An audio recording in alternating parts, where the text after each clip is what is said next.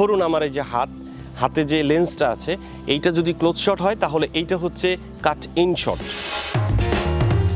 সবাইকে আসসালামু আলাইকুম, clickandtech.com-এ আমরা আজকে দেখব কাট ইন এবং কাট অ্যাওয়ে।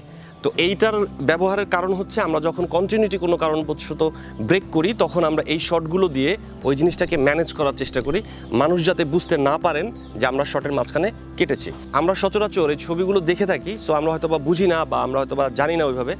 এখন থেকে আমরা জানবো এবং বুঝবো এবং ব্যবহার করব। তো সেইটা হচ্ছে আমার যদি মূল ফ্রেম আমরা এইটা ধরি, এটা থেকে যদি আমরা মাস্টার শট ধরি বা এটা যদি আমরা মিড শট ধরি, তাহলে এটার ভেতরে যে ক্লোজ শটটা থাকবে, ধরুন আমার এই যে হাতে যে লেন্সটা আছে এইটা যদি ক্লোজ শট হয় তাহলে এইটা হচ্ছে কাট ইন শট।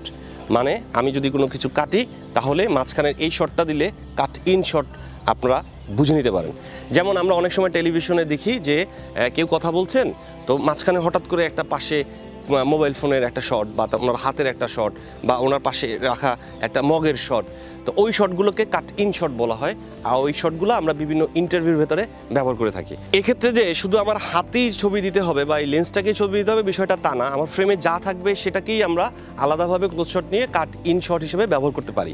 যেমন এই যে গাছের পাতাটা রয়েছে এটাও যদি আমরা আলাদা ক্লোজ নেই, এটাকেও একটা কাট ইন শট হিসেবে ব্যবহার করতে পারি।